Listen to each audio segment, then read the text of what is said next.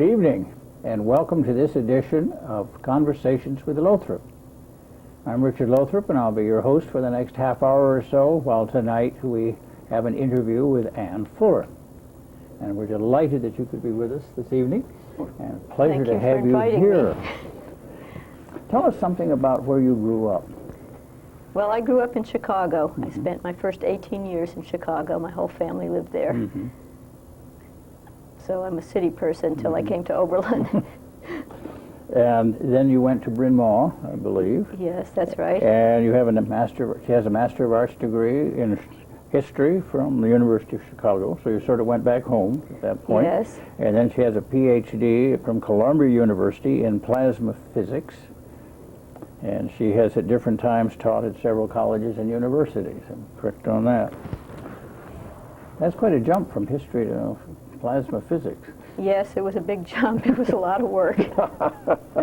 Yes, I didn't do science until after I finished history. I mean, until I was 22 was the first science course, except for the requirements. But I found that I liked it and had some skill at it. Had you taken some as an undergraduate? Only chemistry. But I actually liked it. I didn't know I could do it. I mean, I think that's something about growing up as a female in the 1940s and 50s, is you didn't know you could do that kind of thing, but girls are different today. Well, that's wonderful. And early on, she had a concern for human welfare issues, and you were a caseworker for a while at Cook County, Cook County? That's right. I worked at the Cook County Department of Welfare in Chicago. While I was at the University of Chicago getting my master's degree, I had a summer job, unrelated, but to earn money, working for the welfare department, which was really very eye-opening for me. And in Chicago, that'd be quite a challenge. It was definitely a challenge. I didn't even know. I was so young, I didn't even know what a challenge it was. It's the kind of thing you wouldn't do today. She came to Oberlin in 1970, I believe that's correct. That's right. And has lived here ever since. And in 1971 and to 73, I believe, you served as a member of the College Committee on the Status of Women. That's right. You want to tell us anything about that, just briefly? Yes. Well, the 70s, at that time was really the height of the women's movement, and colleges were looking into their treatment of women. And so Oberlin became involved in doing a study. Harvard had done it, Wesleyan, and I was lucky enough to be on the committee, and we spent 2 years preparing a report for the general faculty, looking at the status mostly of faculty women, but also of other women who worked for Oberlin, as well as faculty wives. One of the reasons I was interested in this was that a lot of my friends were people like me with PhDs but no jobs. And we were looking, even though the nepotism rule had been abolished, there really wasn't a lot of opportunity for spouses as there is now. Now, couple hiring is just much more routine than it was then. So part of it was to look into see, creating more flexibility, part-time, full status positions. But of course, the core of the study was about getting more women on the faculty, having women promoted at the same rate as men. And at that point, there were only 2 full professors who were women on Oberlin. I think you were quoted once as using the term raising this to a conscientious level. Yeah, well, consciousness raising was a big buzzword at the time. Was that what? Yes. And I think we did, a lot of the women who were not working at the college but wanted to be, spent a lot of time trying to educate the community on women's issues. Consciousness raising both of ourselves and also trying to have speakers in conferences. I had a thought today I was going to ask you about, because you just referred to the nepotism, which was passed at the time, somewhat passed at least when you came here. 1970, Marcia Kolish worked on a committee that... Did that ever work in reverse, do you know? Were there women on the faculty, and so husbands couldn't get positions? I don't know of any examples of that, because the people that were on, some of the people on the Committee on the Status of Women, like Marjorie Hoover, had lost her job. I knew of several people who'd lost their jobs, women, Thalia Peterson, and I have never heard it work the opposite way. I just wondered if that Not at least at Oberlin. In In the fall of 1978, she became a caseworker with the Oberlin Community Services Council and has been as executive director since 1981.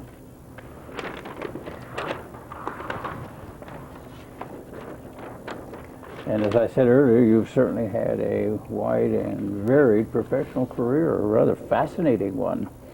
Well, it's varied, but I don't know if I'd call it a career. I mean, I think it was a career that just sort of evolved, but certainly not the way people think of careers today. Not what you're supposed to do. Not what you're supposed to do, and not what women are more able to do today than they were 30 years ago.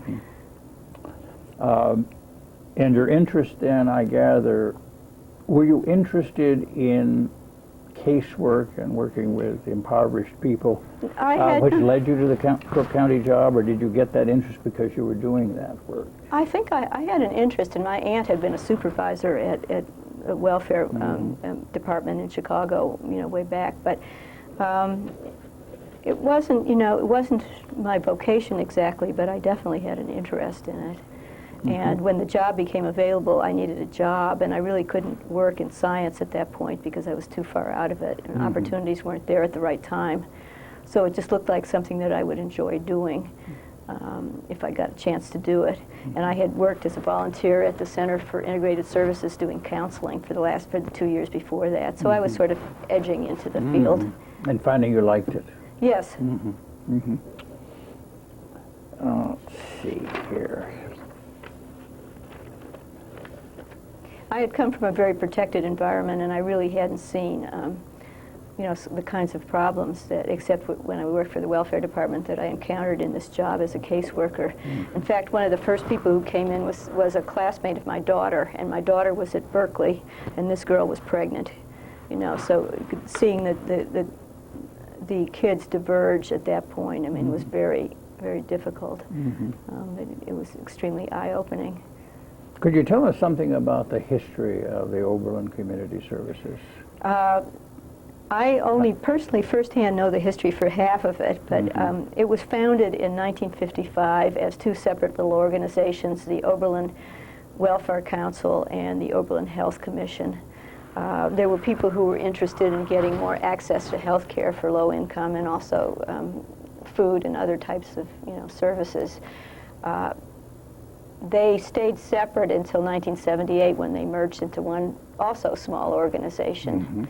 I think there were people in town, especially when the United Way was a local charity instead of a county-wide, who were interested in doing something. And doctors were more into the Health Commission, and others were in the welfare. And there's still some people around who were there in at the beginning days.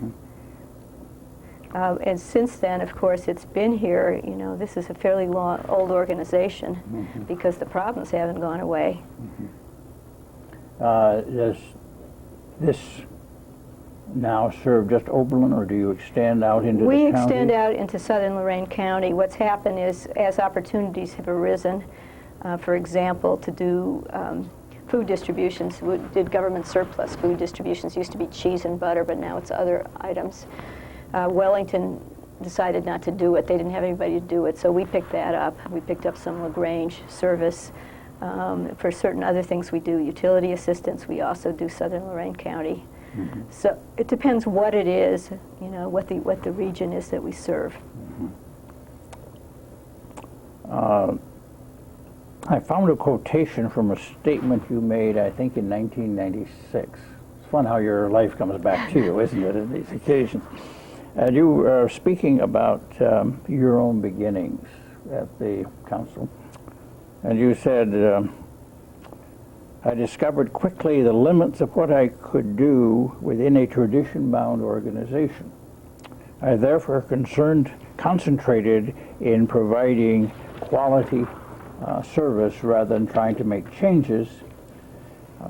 My desire and ability to shape programs increased over the years as staff changed, new social problems emerged in the community, and opportunities arose to address them.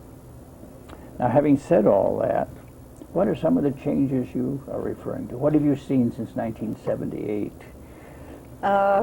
Well, one of the things, I think the organization was really a lot more focused on seniors at that point. I mean, there wasn't a senior organization. I mean, I think it was right at the beginnings of it. We had the craft room under us, which is now under the seniors. We had the senior citizen bus, which is now privatized, LCT bus, but we ran that bus for 16 years. The workers were older than I was. Of course, now I'm their age, but, you know, so the focus was more on that, although we had families also. We had a campership program for kids, and we had the emergency food that we now do and have always done. What's happened is that we're now more focused on youth than we used to be. We have a lot of senior clients because the town, of course, has a high population of older people who were low income too. But we do now. You know, when we lost the bus program, we replaced it with a tutoring program, doing after-school math tutoring, which kind of built onto some of my background because I taught math. And we currently do that at Prospect and Langston School, and in the summer we do ninth grade and all of this is for the proficiency test. So it's really much more focused on youth than it was. And then the other big change, of course, is college, the employment of college students. That's what I was going to ask. Yeah. Do they do this tutoring basically for you? Yes. Well, I mean, I did it until last year. I also did it, but we have a tutoring coordinator who is an AmeriCorps volunteer at this point. The college students work in the agency in all kinds of jobs, but they also work as tutors. We have about 50 tutors who are college students at this point, and also maybe 10 or 15 who work in the agency. So it's a large number. We have a large number of students. Now, how much staff do you have at the agency? We have 3 full-time people, myself, the client services coordinator, who are a couple, a little more than full-time. We have a full-time tutoring coordinator, and we have a half-time receptionist. And then added to that are the college students and volunteers. Do you ever have college students as clients? Yes. Something could occur where you would? We do have college students. We have had college students as clients. Occasionally at Oberlin there are people who are on ADC, or you know, TANF as it's now called. There are people with children, non-traditional students, and we have had them as clients. And sometimes also when the dining halls are closed, and in the summer when students are supporting themselves, we've given them food.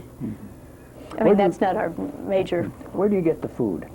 The food comes primarily from the Second Harvest Food Bank in Lorraine, and we're an official hunger site for this region for them. Do you get gifts or? We also get the food? Yes. And, no, they have the food. They have both government surplus items, and they also have different kinds of salvage food and food that's donated. You know, a wide variety. Is it still true in the surplus food that the government does that at certain times of the year you have apples and another time it's potatoes and another time, or do they have it now more spread out? Well, they've changed the system. It used to be because of farm surpluses they had a lot of dairy products, but then it became a program that they actually bought things. So most of it is canned and some of it's bags of beans, but it's a pretty good, actually quite a good assortment. Do people give you gifts of food also? Yes, we get from churches, we get regular donations, and individuals, clubs, or especially around the holidays, we get from clubs and organizations. You send out word what kind of things you want? Or to the churches, we send a notice every month as to what we're short on. I see. To others, we just, great. We're happy to have anything that people want to give us. Now, let me just, I had 3 things written down here, and let's talk about them as possibly coming right into what we've been talking about, and that is the changes in the challenges. We've had a population decrease, I believe. Is that affecting you at all? Not really. Okay. I don't see that. I mean, it's so minor that So minor, I don't, okay. I mean, it doesn't really affect us. Am I correct that we have fewer children and more senior citizens? That was true in 1990, and we're waiting for, well, we actually have some of the census statistics, but I'm waiting for the poverty percentage, because in 1990 it was 26% for Oberlin, which was the highest in the county. So we're waiting to see, how that's changed. Yes, there are less children and more seniors, partly because of Kendall, too. Oh, I see. Okay. Yeah. But that wouldn't affect you particularly. Well, you wouldn't Kendall affects us, not in terms of clientele, but, there are volunteers and donations that come from there. But they're more, you know, we have an aging population nationally, so that's Oberlin as well. How do you relate to the Oberlin seniors? Is there some working relationship? Yes, back we and work. forth? We do. You know, we were in the same building for many years before our building was torn down, and we share casework, sometimes Meals on Wheels kinds of issues, medical equipment, anything, you know, where we think that the seniors have something that they can do, some kind of casework that we can't do. We work together, and we have for a long time. Is there, let me back up, because I guess there is still debate about whether the poverty percentage in Oberlin reflects college students, and if it does, have you ever heard how that's been Yes, straightened out? I think that it reflects them to some extent because it counts the ones who are in not living in dorms. Oh, okay. But you know, that's like 600 students. I think that it really doesn't skew it that thoroughly. Not that much. Do you have many people in middle-age brackets coming? Yes, here? we do. We have a lot of families, but we're having more, especially as we do these monthly food distributions. Once a month we do something on a Saturday, the second Saturday. Many more seniors, and seniors from the high-rises. We do some outreach and home delivery at the 3 senior high-rises at Firelands, JFO, and Concord. So they're getting to be a larger proportion of our client load. Are there 2 agencies that are doing the hot meals? in Oberlin? Hot Meals, well, no, Hot Meals. I don't mean Hot Meals, I'm sorry, Meals on Wheels, I'm sorry. No, we're the only one that You're does the only that. ones that does that. Neighborhood House does a program of some home delivery, mainly in the rural areas. Not Oberlin Seniors, but Neighborhood House, the main part of Neighborhood House. So if somebody signed up for Meals on Wheels in Oberlin, it would come through you? Yes. Does that food And- come out of the hospital Yes, here? it comes out of the hospital and volunteers deliver it. I've heard some good things about that. Well, it's wonderful to have this service. It's always an issue of getting enough volunteers who are willing to drive, but You want to make an appeal here? Yes. Make your Anybody appeal. who's interested in becoming a driver, please call us. And how often would they serve? Once a week or once every 2 weeks. They learn the route and... Yes. And, Right? and I did mention Hot Meals, which I had on my mind. Do you have any relationship Yes, to that we program? do. We collaborate with them. Sometimes we get number 10 cans, which we give to them. Sometimes they get food that they give to us. If we have a lot of things left over that we can't use, often the cook can incorporate them in meals. So we do. And I relate a lot. gather from having looked in on that program at Christ Church that there are times when they have anywhere from 20, 25, 30, 35 people. That's right. It seems to fluctuate a little bit. Yes, but, and there's an overlap in clientele. And I did ask you about your staff level. What's your annual budget? About 300,000. And tell us how you put that together to get With that. difficulty. Well, we raise money. We are a United Way agency. Now the whole system is about to change, but we have been one for a long time.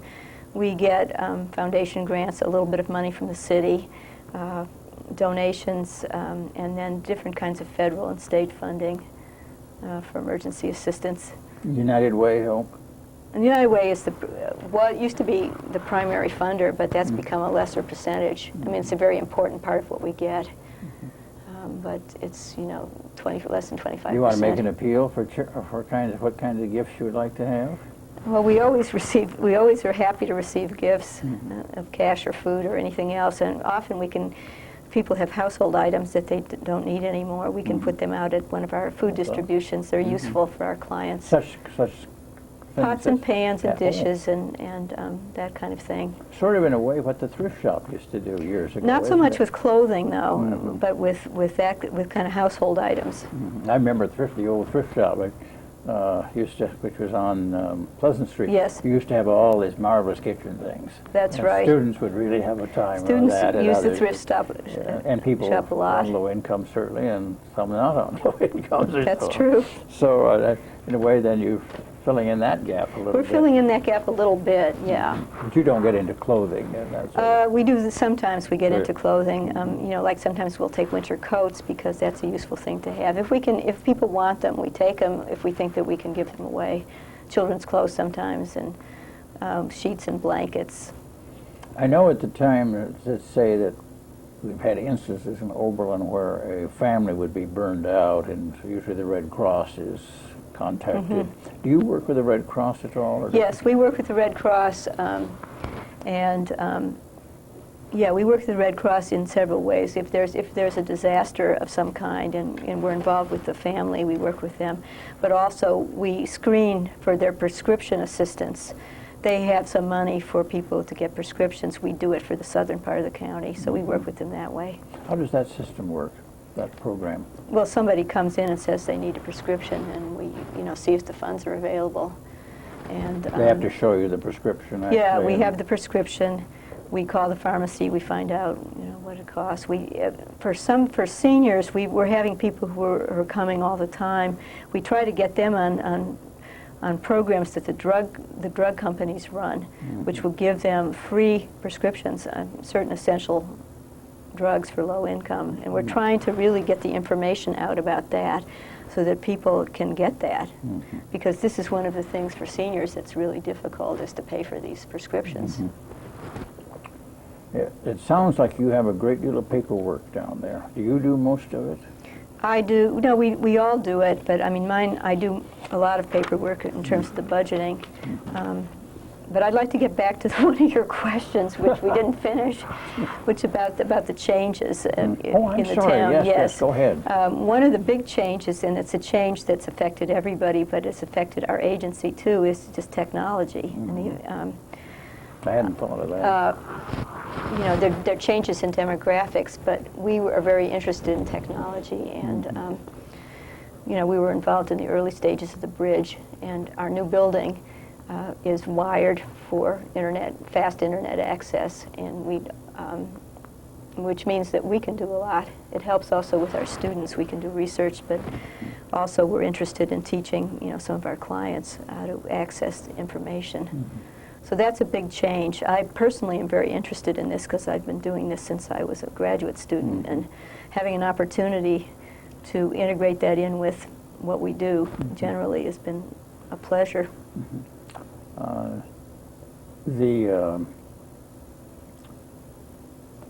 Somehow my mind just suddenly came to when we're talking about older people coming for services. Do you get much into crisis intervention in families?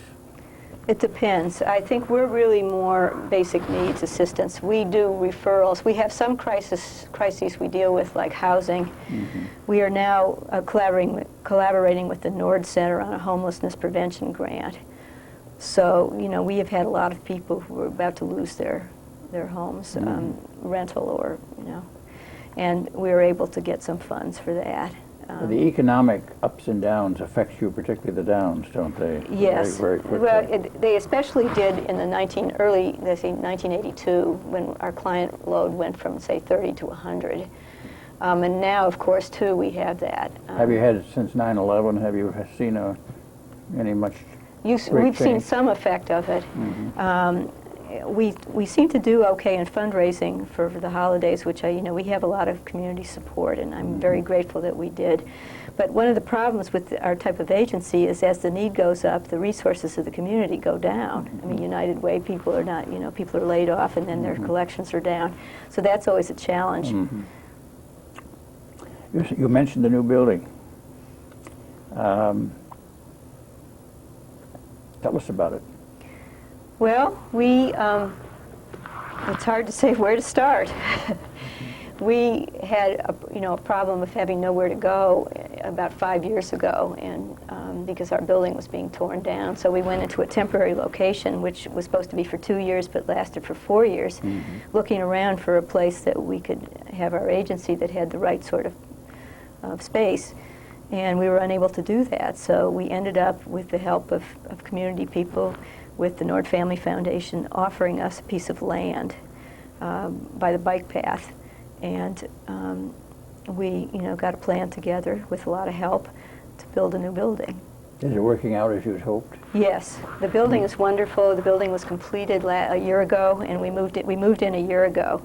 It's a lovely building that's near the depot, the old railroad tracks, between Depot Park and the bike path. And it has offices, a big meeting room, and a warehouse area, so it has everything we need. And it's extremely attractive and nice place to work. We have art in the building, and the clients, I think, are happier. You know, they need to come, and it's a hospitable environment for what we do. Speaking of clients, which we've been doing, about how many people would you say in a month you serve? Well, it depends for what. I mean, I think on a daily basis, probably 30 to 40 a month. But we also do this once a month food distribution, where we have 180 about. You ever get calls in the middle of the night?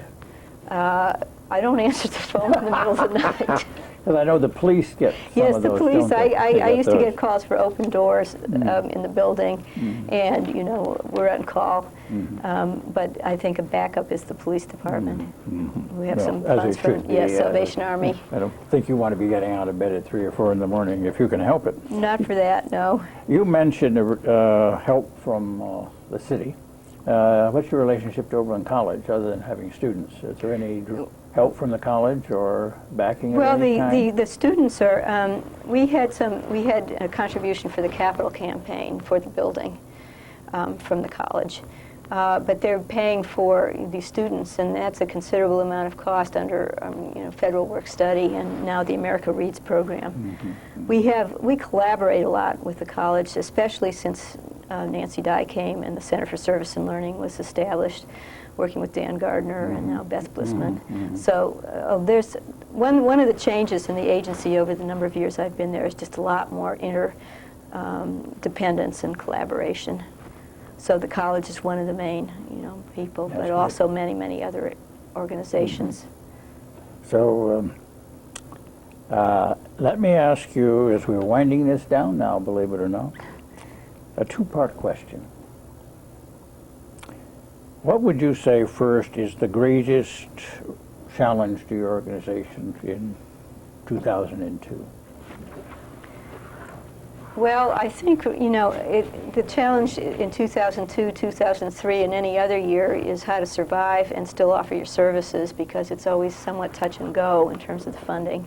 And also mainly to be responsive and flexible to what the need is out there, to be aware of it, and to be able to do something within your capacity. Particularly for this year, I think it's the use of the new facility and how we're going to make that really pay off for the community. What would you say might, if you look ahead in the crystal ball, let me put the second part in two ways. What do you see the challenges possibly being 5 years from now? And let's include in that how it might change from 2002. I'm not very good at that. This is crystal balling, I realize, but I feel that it's going to be somewhat similar. I mean, as I look over the past, I think it's going to be a similar challenge, and to remain viable, to meet the need as well as we can, and to remain viable, especially for a small organization, in 5 years. Do you have any endowment at all? Yes, we do. One of the wonderful things that have happened from the support we've gotten, and it really was started by Bill Long, is to have an endowment, and from this part of it we were able to have our building because we had the endowment that we could borrow from if necessary. The endowment isn't large enough to compensate for for losses of funding, but it gives us a cushion that a lot of other organizations don't have. Would you like to have gifts for the endowment? Yes, we would like to have gifts for the endowment, because I see, to stabilize, we have the facility now and it's a marvelous place, but to stabilize the programs with the ups and downs of what happens with funding, an endowment really is crucial, so to grow it is a good idea. So people could just give gifts, or with a check, just say for endowment on the check, and you would not refuse such a No, check. we certainly wouldn't. I mean, we were not really able to do anything about that while we had the last 5 years of having to really worry about where we were going to be. But now we're in a different position, and that would be a good thing. I hope what you have is safely invested and not well, too affected with that takes a crystal ball too. Yes, but we have it. I mean, we have it invested in the market. So we, some of it. We're getting advice on what to do. But you have diversification, hopefully. We have some diversification. You haven't put everything in Iran or